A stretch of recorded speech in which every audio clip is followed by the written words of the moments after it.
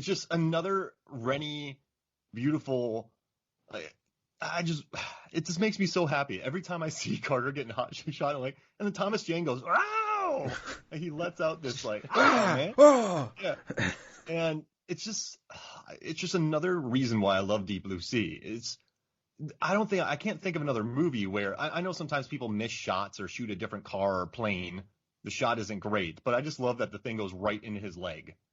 Yeah, it's a painful shot. It's like we had two in a row. Like Susan cutting her hand with that piece of debris is awful to watch, and then a few minutes later you have Carter being cut in the thigh.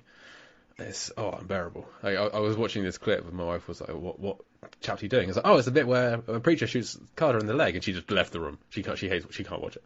Like she's just. Oh wow. Because it's more the next week when it gets ripped out. You don't see it get ripped out, but it's thinking about it. What makes you pass out, Jay? So she can't watch leg shots. You pass out when what? Looper. The film Looper made me pass out. The scene where the guy's fingers start to disappear. That's the scene that made me pass out. It's a really specific fear I have from childhood, and I don't want to talk about it because I'm mid-podcasting. I'd like to stay conscious if that's possible, please. So Robert passes out when people eat sandwiches in movies. So that movie Son-in-Law, he was out for 20 minutes. Yeah. And it's only because I don't eat very much, so I get very faint. So when I see people eating, it makes me jealous, and I get very faint, and I know that I'm hungry, and I just pass out. The Scooby-Doo movies are rough on you. Yeah. Does that work if it's sharks eating? Like in the previous chapter when the shark ate it's got to saffron? be like a sandwich. It's got to be something in between bread. So if the shark killed Susan McAllister and then went and got some bread and put some jam or whatever, or something on it, yeah, for sure. I need one condiment. It's got to have one condiment on it too. Robert, how conscious were you during the movie Chef? Oh, I was in and out during that whole thing. I would assume you just wouldn't bother watching that. If it's about a guy making sandwiches, that's the plot of the film. Just avoid it.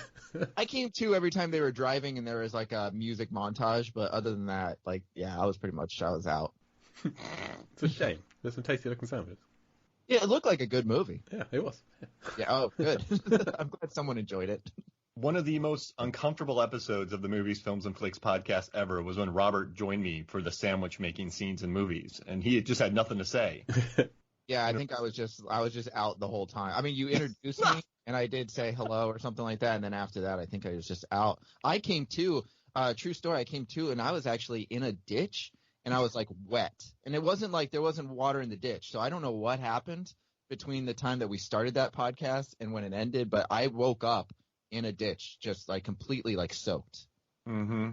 Yeah, my sandwich, Raising Arizona was in there. That's when you passed out when I brought up Raising Arizona, when Francis McDormand's putting the mustard on all the bread. That's also because we listened to a clip, and actually Holly Hunter's voice puts me to sleep. So that was actually something different, yeah. It's just soothing, not because I'm bored. Got it. Yeah. You know what annoys me about Raising Arizona? Nick Cage gets all the props, and he's wonderful in it, but Holly Hunter, when she's like, I love him so much, and just her performance, just son of a bitch. Like, her performance is so underrated in Raising Arizona. Yeah. And she should have won an Oscar for broadcast news. I'm just saying it now. She's great in broadcast news. But I do love, though, during the scene when Carter stands up and the score kicks, or I'm sorry, Preacher steps in. And then the score kicks really in. comes back for Preacher. Yeah. It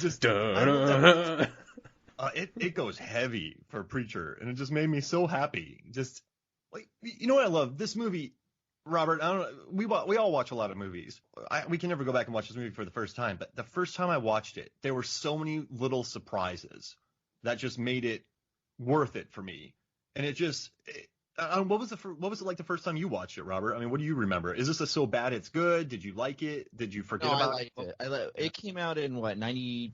Yeah, 99. Okay, so 99. So I was in middle school, and I think my dad would take me to the movies like every weekend. Like we would go like on a Friday night after school or whatever, Friday afternoon. And now Lake Placid came out the same year, right? Yes. Okay, so I don't remember which one I saw first, but I remember seeing Lake Placid, and for some reason I didn't like it as a kid. Oh no, there's many reasons not to like Lake Placid. It's a terrible film. It's it doesn't have a third act. They just stop filming at one point, and everyone goes home. I do remember as a kid, I remember it being over and like looking at my dad and being like, "That's it." Like it felt weird. Like I remember saying that in the theater, but then we went and saw Deep Blue Sea, and maybe we saw it first, whatever came out first. But we saw Deep Blue Sea, and I remember really liking because Deep it Blue. has an ending. Yeah, it felt good. It felt like, I don't know. I loved the Samuel L. Jackson like that thing. When that happened, I was like, all right, I like this movie. Like it was out of left field. You know what I mean? Like I didn't expect that. I remember that making me and my dad at the time, like we both jumped in the theater when that happened. So like just overall, I liked it. Like I always liked this one. I always compared, for some reason, I always compared it with Lake Placid, and I always liked Deep Blue Sea a lot better. Hey, what theater did you watch it in? I watched it. Tyrone 6? No, I think it was either Crossroads or it was the Pinellas Park. If it was probably the Pinellas Park when they had the mall. Oh, okay. Mall. The reason I bring that up, Robert and I are from St. Pete. We were both stars of the movie Spring Breakers. You can see us in it. Yeah, we're in the background. Yeah, we're alien flunkies in it. We both have gold teeth, and we're going St. Pete. Which I've been to those before, but I worked in a movie theater in '99 in St. Petersburg, so I was wondering if Robert came by and I harassed you coming in the theater. Yeah, no, I don't think I saw. I think it was at the mall. It was Pinellas Park Mall. We went and saw it there because I think that's where I saw Lake Placid too. It's closer to my house, so that's better.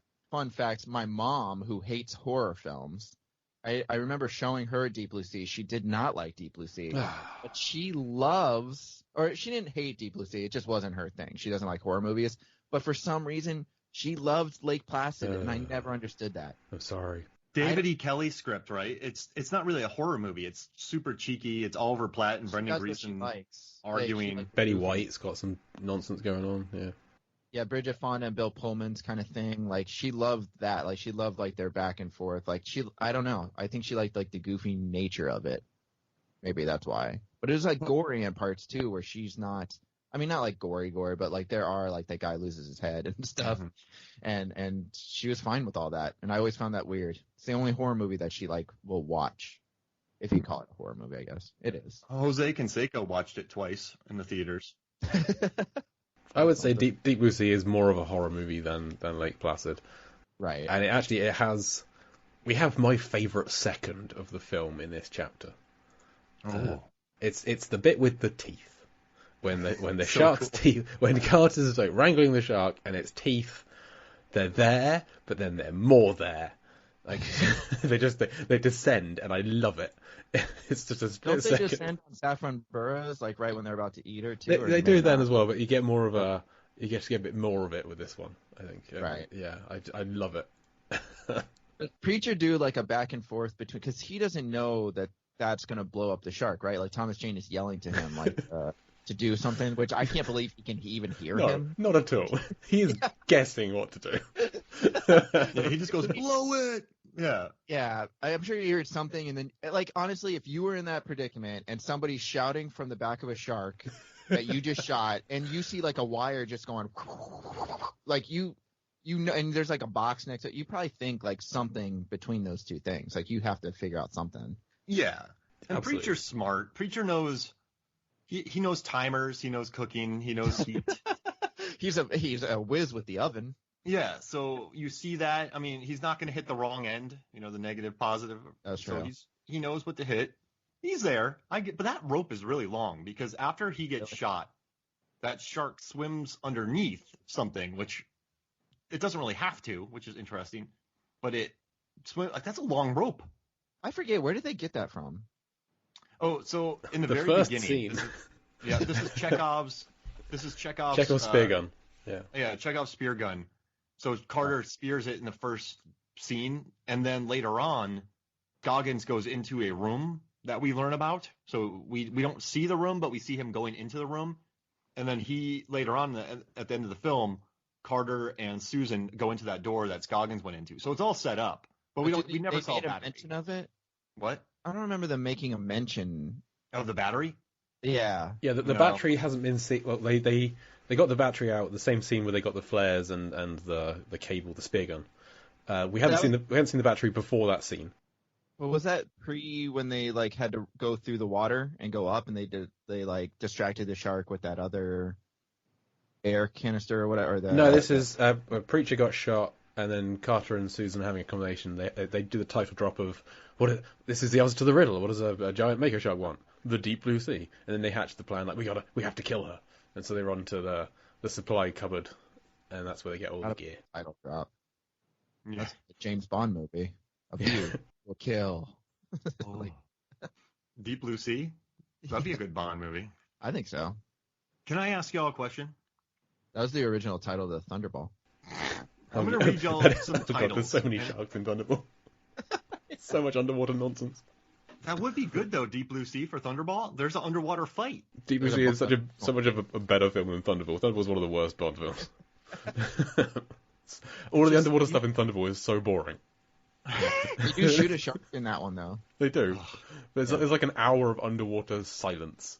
I hate it. But then it's like, da-da-da-da-da-da-da-da, and it's just like that, it's. I think they show like the same footage like 3 times of like somebody getting stabbed, but it's like the same guy 3 times. Yeah, I think you're right. You had to expand it. The best underwater fight scene, though, happens in Top Secret. Oh, yeah, the bar fight. Yeah, a bar fight underwater. That's beautiful. It's much better than the Bond one. Because you can only really wrestle underwater. That's what's boring. You can't really throw punches underwater. Yeah, it's really hard. I don't understand. But Laura Croft punched that shark. Well, she's Laura Croft. She's a superhuman. Yeah. I defended that so quick. She's a well, they fictional always say character. that with, like, when you get attacked by a shark, they're always like, punch it in the nose. And I'm like, yeah, I guess if you're like above like the water line, but like, how much can you punch like underwater? Like how hard? I mean, yeah, Angelina Jolie made it look easy, but yeah. It's a great point. I feel like if I'm getting attacked by a shark, I'm going to be a little bit too busy just flailing around and screaming. Yeah, I will be too busy dying, thank you. Yeah. To like wind up my punch underwater. You throw it around in a circle like Ali, just rope it up. Plus, it's like I think they always assume like you're going to be like bitten, kind of like near like the waist, like where you're above the shark and you can punch it. Whereas like I'm going to be boogie boarding and I feel like it's going to attack my legs or something. So you're just going to get swallowed by the shark. Yeah. Or my head, like that one guy who like really got attacked by a shark and said his whole head went into the shark's mouth and it fit down, but it let him go like right afterwards. It was a great white. Like that's scary. Yeah, you're never sleeping again. Yeah. Oh my God, can you imagine? I mean, you're in their territory, to be fair, right? Yeah, no, for sure. Sharks don't come on land to attack you unless you're Samuel L. Jackson. Yeah, that's true. Then they jump out of the water like a dolphin. Will you shut up? And the shark only killed him because he said that, he wanted them to be afraid, but he's like, we're going to barricade this thing. And the shark's like, I can't let that happen. Right. It knew its plan. It knew it's Sam's plan. Yeah. So I'm going to read some titles to y'all, and I want you to say which one would be the best title for a shark movie. Okay. Right? The Longest Ride, The Choice, A Walk to Remember, Message in a Bottle, The Notebook, Nights in Rodanthe, The Last Song, Dear John, The Best of Me, or Safe Haven. What would be the best title for a shark movie? Well, I think it can't be A Walk to Remember. No, it's not that one. Because the sharks don't.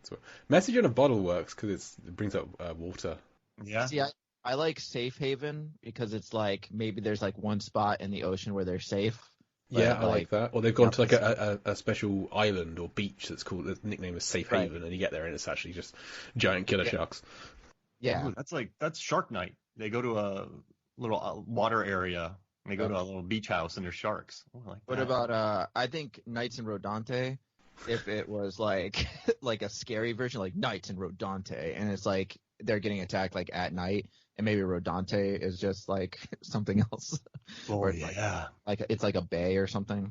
Yeah, and I mean the last song is good for Deep Blue whale Sea. film.